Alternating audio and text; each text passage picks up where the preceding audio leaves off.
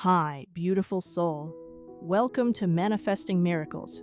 I'm your host, Joelle, and today, before we get into anything else, I want to start with a story. Not a textbook story, not something I read in a blog post. A real story about a real woman who came to me convinced that something was seriously wrong with her, when actually everything was going exactly right. Her name is Sarah. And I think by the time I finish telling you her story, you're going to recognize a little bit of yourself in it. Sarah was 34 years old, living in a beautiful apartment in Chicago, making $127,000 a year as a senior marketing director at one of the top 5 advertising agencies in the country. On paper, she had won. She had the apartment with the exposed brick walls and the coffee shop downstairs. She had the Peloton she actually used. She had the weekend trips to Nashville and Scottsdale with friends who posted photos that got thousands of likes. She was, by every metric society uses, successful. And then, 3 weeks before everything changed, she started waking up at exactly 3 a.m. every single night. Heart racing, chest electric. No nightmare, no anxiety attack, no obvious reason. She'd lie there, staring at the ceiling fan, her cat curled at her feet, and feel this hum, like something enormous was sitting right outside the window of her life, waiting to knock. She told her therapist. Her therapist adjusted her sleep hygiene routine. She told her doctor. Her doctor checked her thyroid. She told her best friend. Her best friend said, "Girl, you need a vacation." Sarah knew this was not about sleep or stress. Something was trying to get her attention. 3 weeks later, Sarah walked into her boss's office and resigned from the best job she had. No new job, no plan, just a feeling she chose to trust. 18 months later, she runs a brand consulting firm that made $340,000 in its first year. Her life did not change when she quit. It began 3 weeks earlier at 3 a.m. The outer world simply caught up to what her energy already knew. If you've been feeling strange lately, and I mean specifically strange, not just tired or stressed, this video might be the most important thing you watch this week.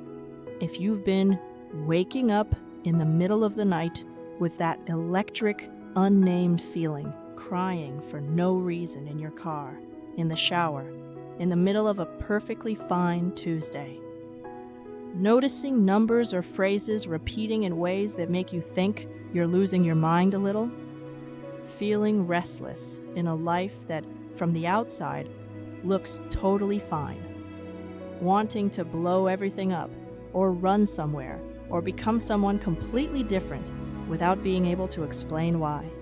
Because I'm going to walk you through the 10 energetic signs the universe sends before a major life change. And I'm going to explain exactly why what feels like confusion is actually confirmation that you're exactly where you're supposed to be. Stay especially for sign number 10. Because sign number 10 is the threshold moment, and if you've already felt that one, you are so much closer than you think. Before we get into the signs, I need to explain something that most people get completely backward. We are conditioned to believe that life changes happen to us, suddenly, without warning. It came out of nowhere. Everything was fine, and then I had no idea it was coming. But that's almost never actually true. The early signals are quiet and easy to dismiss as stress, hormones, or fatigue. But here is what is actually happening. You have heard about a caterpillar becoming a butterfly. Most imagine a slow, organized change, but that is not what actually happens. Inside the chrysalis, a radical change happens. The caterpillar dissolves into imaginal cells. For a time, it is neither caterpillar nor butterfly, just potential reorganizing in the dark. And here is the part that always amazes me. The caterpillar does not resist. It surrenders to the dissolving. You are not so different. Before you meet the relationship that changes everything, your energy starts reorganizing. Before you leave the career that's suffocating you, your intuition starts screaming. Before the opportunity arrives, your old identity starts to feel too small. Your energy shifts first, always. Those early signals are not random. They serve a purpose, preparation, so your nervous system doesn't go into shock when the outer change finally arrives. 2. Choice, so you can step into the transition consciously instead of getting dragged through it. 3. Navigation, so you have the awareness to move through the change with clarity instead of chaos. When people say it came out of nowhere, what they actually mean is they missed the whispers. So, let's talk about what those whispers sound like, what they look like, what they feel like. Let's talk about the 10 signs. Sign 1. You can't sit still in your own life. Marcus had been a high school English teacher for 15 years. And I want you to understand, he was not just doing the job. He loved the job. Students came back years later to visit him. He stayed late to help with essays and cried at graduations. Teaching was not what Marcus did. It was who he was. He had a beautiful wife, 2 kids in middle school, a mortgage they could manage, a reliable retirement account. He coached JV soccer on the side. He had a life that made complete sense, a life he had consciously, deliberately built. And then, one September, just an ordinary Monday morning in September, he walked into his classroom and felt it. That feeling, like walking into a house that used to be yours, but isn't anymore. Like putting on a coat that fit you perfectly for years and suddenly discovering you can't move your arms right. Nothing catastrophic happened. His students were great. His principal liked him. He had even received a small raise, but something in him had already left the building. He started daydreaming in the middle of lessons. Him, the teacher who used to write lesson plans in his sleep. He started rearranging the furniture in his classroom every few weeks, like a caged animal, reorganizing its space. He started researching random things online at night. Instructional design programs, corporate training, educational consulting, online course creation. His wife would come into the home office at 11 p.m. and find him with 17 tabs open, not sure what he was looking for. He told himself he was just tired, going through a phase, needed the summer. But the summer came, and the summer went, and September arrived again. And the moment he walked back into that classroom, he knew he wasn't tired. He had outgrown it. Now here is the most important distinction I can give you in this section, because people confuse these two things all the time. Burnout feels heavy. It feels like exhaustion, like depletion, like dragging a wet blanket through mud. Burnout makes you want to sleep for 1,000 years. It makes everything gray. Outgrowing feels itchy. It feels restless, agitated, like static electricity under your skin. It makes you want to rearrange things, escape things, become something different. It makes everything feel slightly too small. One drains you, the other agitates you. If your life looks fine outside, but feels tight inside, if routines feel hollow and your mind drifts toward change, you are not ungrateful. You are evolving. Restlessness is the first whisper. Marcus, by the way, eventually left teaching and built an instructional design consultancy that now works with Fortune 500 companies on leadership development. He makes more than he ever did in the classroom. But more importantly, he walks into his office now the way he used to walk into his classroom. Lit up. Sign 2. The universe starts repeating itself. Elena was 29, a project manager in Austin, quietly unhappy in her relationship, and starting to question if the life she lived was truly hers. She started seeing 444 everywhere. I know how that sounds. Believe me, she thought she was losing her mind too. Receipts, $4.44. Phone clock, 4:44 p.m. Her Uber driver's rating, 4.4 stars. Her lunch, $14.44. Random glance at a billboard, then at her phone, 4:44. License plate in front of her on the highway, ending in 4:44. 3 weeks of this. She mentioned it to a coworker who said, "Oh, angel numbers, 4:44 means you're protected and on the right path." She Googled it, rolled her eyes slightly, and moved on. Then she got a call about a job she had applied for 6 months earlier and completely forgotten about. A role at a healthcare technology company she'd always admired, but assumed was out of reach.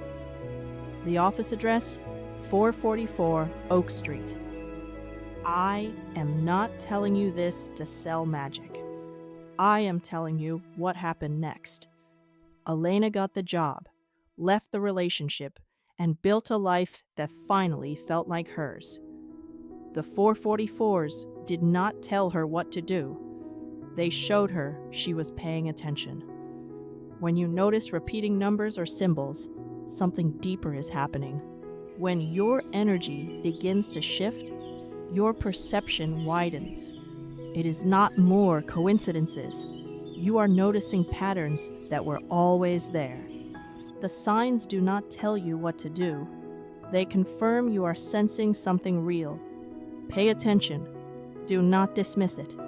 If patterns keep appearing, it might not be coincidence. Sign 3. Your emotions are doing CrossFit.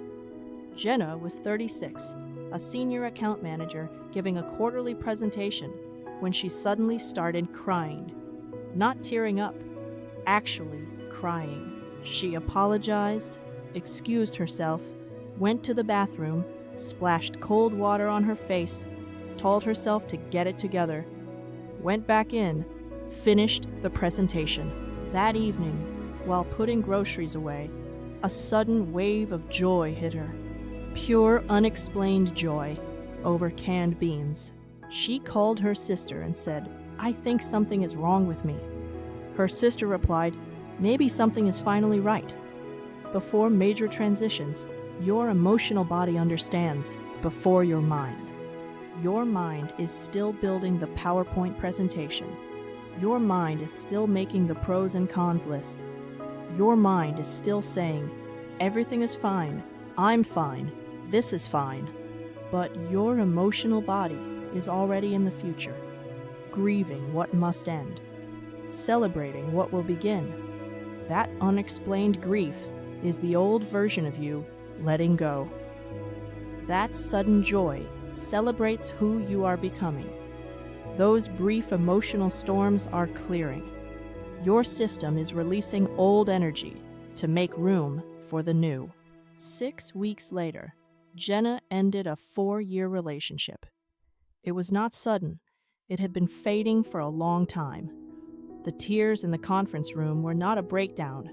They were preparation. If your emotions have been all over the place lately, you are not unstable. You are transitioning, and your heart is running about 3 chapters ahead of your logical mind. Let it. Sign 4. Things start breaking down. David had been an operations manager for 9 years when his company announced a new VP role. He was the obvious candidate. Everyone knew it. He spent 2 months working longer hours than he ever had in his life, documenting processes, preparing presentations, building his case. Then, small things started going wrong. His car needed a new transmission the week before the interview. The morning of the interview, his alarm did not go off. He spilled coffee on his shirt, 5 minutes before walking in, his laptop crashed during the presentation. His longtime parking spot was suddenly reassigned. None of it was catastrophic. All of it was friction. He was convinced the universe was against him. He got the promotion. 2 months later, a mentor helped him see it clearly. The friction was not punishment, it was training. When the company faced its biggest crisis, he was ready. Before a level change, routine starts breaking down. Plans fall through. Technology glitches. It is not chaos. It is your system becoming flexible. What is coming requires adaptability and steadiness. These small disruptions are training you. If your life feels like it's glitching lately, be curious, not panicked. You might be getting repositioned. Sign 5. You become a hermit. Priya had plans every weekend for 3 years. Brunches, parties, trips, events. Being social was part of who she was. Her friends were confused. A few were mildly offended. Her mom called twice to check if she was okay. She was more than okay. She was incubating. For 6 weeks, Priya barely socialized. She journaled constantly. She took an online course she'd been putting off for a year. She started cooking elaborate meals for herself, alone, on Sunday afternoons. She read 4 books in 3 weeks, and in that silence, something crystallized. She had been talking about starting a coaching business for 2 years. Talking about it, thinking about it, researching it, telling people about it, but never actually doing it. In that quiet, she finally stopped talking and started building. 3 months after her hermit phase began, she launched. 6 months later, she'd replaced her corporate salary. Here's what I want you to know about solitude before expansion. Athletes pull back before competition. They go quiet. They go internal. They conserve. Artists disappear before they create their best work. The big albums, the great novels, they were written in isolation. Your soul is no different. When you're about to level up, you need to conserve your energy. You need to stop pouring yourself into surface-level connections and start listening to what's building inside you. If you're canceling plans without guilt, craving silence, feeling drained by small talk, wanting to be alone more than usual, you are not antisocial. You are not depressed. You are not shrinking. You are stabilizing. Honor it. Sign 6. The things you wanted don't excite you anymore. Terrence spent 5 years doing everything right. Top 10% of his law school class. Joined a prestigious firm.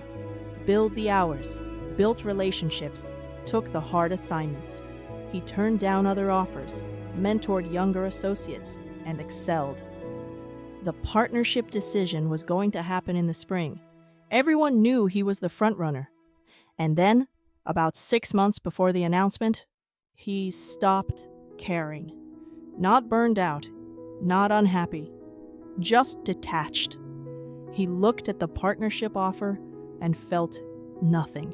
He walked into the same office where he once felt proud and now felt like a visitor. He spent more time staring out the window and eating lunch alone. Then he got the partnership. Then spent 2 months trying to convince himself to be excited about it. Then left. He told me I thought something was wrong with me, but I had simply outgrown it before I even got it. My soul had already decided. When a goal loses its emotional charge, it does not mean you failed. It means you have outgrown it. The excitement attached to a goal is information. It's your soul saying, yes, this is the direction. And when that excitement quietly leaves, when you achieve something and feel empty, when recognition doesn't move you the way it used to, when the thing you worked years for arrives and you feel flat, that's also information. Your soul has changed the destination. The indifference isn't a malfunction, it's a redirect. Sign 7. Your intuition gets louder. Leela had never thought of herself as particularly intuitive. She was a data analyst. She liked spreadsheets, she liked logic, she liked evidence. She was the person in meetings who said, "Can we see the numbers on that?" She woke at 2 a.m. from a vivid dream of her father lying in a hospital bed watching her. She told herself it was anxiety and decided to call him in the morning. She called him the next morning. He said he was fine. 9 days later, he had a heart attack. He survived. Lila never ignored a dream again. Around the same time, she noticed a feeling in her chest before meetings. Light and open meant things would go well. Heavy meant something was off. She was right more often than chance could explain. She started knowing who was calling before she looked at her phone. She began sensing the emotional tone of rooms. Ideas started arriving out of nowhere, in the shower, on walks, before sleep. Her logical mind tried to dismiss it, but the pattern became impossible to ignore. Here's what's actually happening. Before a major transition, your nervous system begins upgrading. It becomes more sensitive, more receptive, more finely tuned to subtle signals that it used to filter out. You are not becoming psychic. You are becoming receptive. And the most important thing you can do with a heightened intuition is don't dismiss it. Track it. Get a notebook. Write down your gut feelings. Write down your dreams. Write down your random thoughts. Then watch what happens, because you will need this skill for what's coming. Sign 8. Your social circle shifts. Aisha had the same close friend group for almost 10 years. They met for happy hour every Thursday, texted constantly, celebrated birthdays, and supported each other through hard times. When things started quietly shifting, it scared her. The Thursday happy hours stopped including her. No drama. The invites simply slowed and then stopped. Friendships that once felt essential became distant. At the same time, she kept running into the same kinds of people. Women who meditated, who talked about energy and business and purpose. Women who were building things. Women who seemed to be in the middle of their own metamorphoses. She felt guilty about the first group. She felt alive around the second.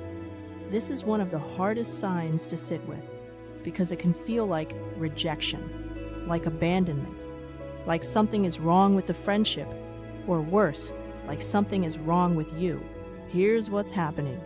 As your energy shifts, your ecosystem reorganizes.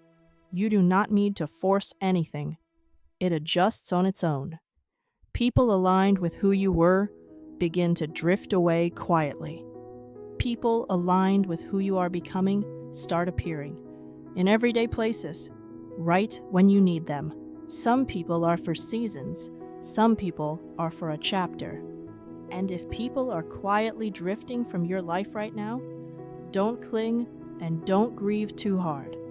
Trust the reshuffling. Sign 9. Your dreams turn cinematic. Nathan had lived in the same city for 32 years and never planned to leave. Then for 3 months, he kept dreaming about packing. Boxes, suitcases, things sorted into piles. Keep, leave, take. Sometimes he packed calmly. Sometimes he rushed, trying to finish before an unseen deadline. At first, he dismissed the dreams. Work stress, he told himself. But they kept coming. Eventually, he could not ignore them. He moved to Colorado. 2 years later, he says it is the happiest he has ever been. Before major life shifts, your subconscious is already living in the next chapter. Your mind is still debating, but your deeper self has already decided. Common transition dreams include packing and travel for change, water for emotional processing, and doors or staircases for moving into a new phase. Sign 10. You feel terrified and thrilled at the exact same time. This is the one I want to spend real time on, because if you felt this, you know exactly what I'm talking about. It's a very specific feeling, almost impossible to describe to someone who hasn't experienced it. It's not fear alone. Fear alone feels like dread, like heaviness, like wanting to hide. It's not excitement alone. Excitement alone is light, easy, like a kid at Christmas. This is both, simultaneously, indistinguishably mixed together. It's nausea and energy. It's wanting to run away and wanting to leap forward so badly your whole body vibrates. It's crying and laughing within the same 5 minutes. It's paralyzed and obsessed at the same time. It's waking up, and the very first thing your brain goes to is the thing, the idea, the person, the change, the decision. And your stomach drops and your heart rises simultaneously. This is the threshold feeling. This is what it feels like to stand at the exact edge of your own expansion. And here's how I want you to read it. If you felt only dread, only heaviness, only fear, that would be a signal to pause and examine. Pure dread often means misalignment. If you felt only excitement, light, easy, no weight at all, that would mean the stakes aren't high enough to matter deeply.